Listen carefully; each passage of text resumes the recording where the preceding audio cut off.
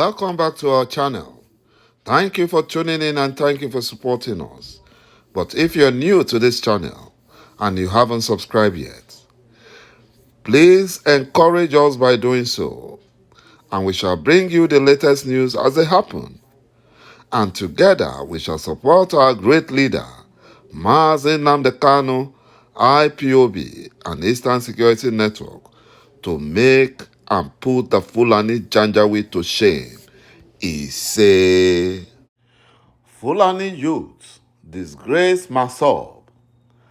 They claim that they are the latest one Nigerian unity beggars, betraying Biafran struggle and MASSOB, yet they have failed to stop IPOB. You know, the Fulani terrorist spiritual godfather, Sheikh Gumi, is mocking MASSOB. It's mocking them. Instead of MASSOB, that claimed to be a pro-Biafran freedom fighting group, to demand for Biafran referendum and restoration, they are telling the Fulani Janjaweed that Igbos will never vote for PDP again for fielding a Fulani Northerner as their flag bearer. You know, this shows that MASSOB are also one Nigerian unity beggars for supporting the Fulani fraudulent organized Nigerian kangaroo elections. What business does Biafran referendum has with Igbos voting for Fulani-controlled political parties or voting in Fulani elections? You know, we have no business with that. Our business is to ensure that the mandate of Çឋឋİkiyon, which is Biafran freedom and restoration, is achieved. We should not be helping the Fulani to legitimize their fraudulent Nigerian elections. Yoruba top politician Bola Ahmed Tinubu, who betrayed the South in 2015 and helped the Fulani Caliphate to install Fulani terrorist jihadist leader Buhari into power, is now regretting and lamenting that the same Fulani Caliphate he helped against his own southern brethren, thinking that he will be favored by the Fulani Caliphate, and the Buhari impostor betrayed him without looking back. Tinubu thought that he and his people will destroy Biafra with the help of Fulani Janjaweed. Little did they know that the Fulani Janjaweed only scammed them. They are scammers. Fulani Janjaweed from 16 African countries were imported and invited by the Fulani terrorist Miyetti Allah to discuss the final takeover of the zoo called Nigeria, because they are at a crossroad. They cannot overrun Biafra land, even with the help of the Fulani-controlled Nigerian military. So they invited top Fulani strategists from 16 African countries to help them to discuss how they will overrun the whole of the zoo. That's what they came for. But they made the media to write that they came to discuss insecurity in Nigeria. How can they come to discuss insecurity in Nigeria? In their own nations, there is no insecurity. You know, the criminal Nigerian DSS did not arrest these Fulani delegates from the 16 African countries in Abuja. But the same criminal Nigerian DSS arrested Israeli filmmakers who came to Biafran land last year to make some videos or some movie about the link between Biafrans and the Jews. They were arrested. You know, all the Fulani countries in Africa are peaceful except Nigeria. All the countries that Fulani Janjaweed are majority, they are very peaceful. But in Nigeria, where they are minority, that is where there is big problem. They are causing a lot of problem. You know, in Nigeria, the Fulani terrorists have turned Nigeria into a killing and kidnapping den because the compromised Nigerian military and the Nigerian Fulani government are aiding their atrocities.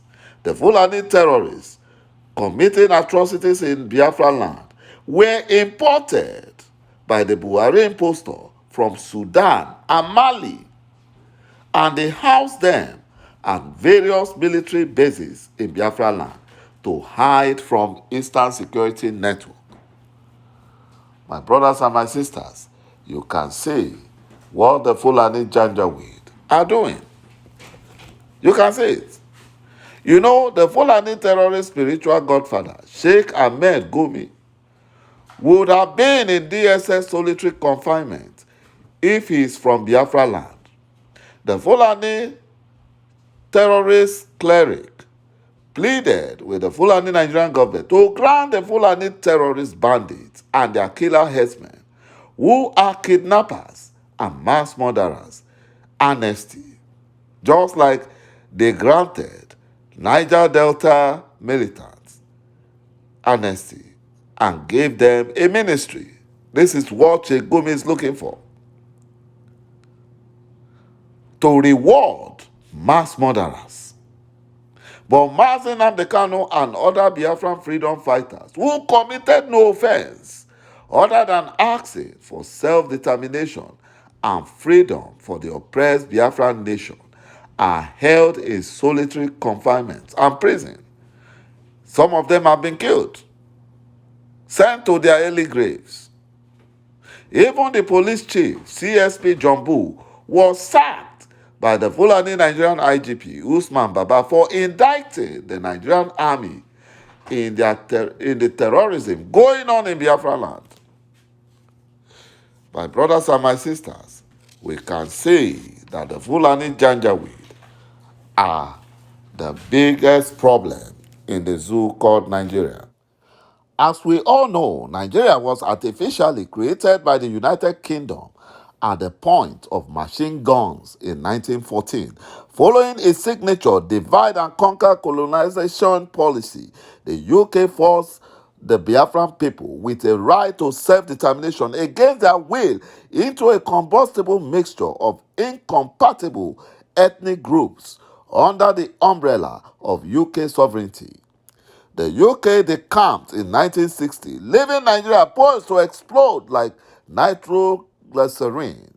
The 1967 to 70s genocide of Biafran, where over 5 million Biafrans were killed unjustly, aided and abetted by the UK itself. Proud to compel unification in 1914, the British negotiated treaties with Biafra. The Biafran people with a right to self-determination against a Fulani-controlled Nigerian government that has notoriously excluded all Biafrans but a handful of bribable defectors from the corridors of powers. Self-determination stands at the apex of all international recognized human rights because it is preservative of all others. Self-determination is a shield against oppression by the tyranny of the majority or the ruthless.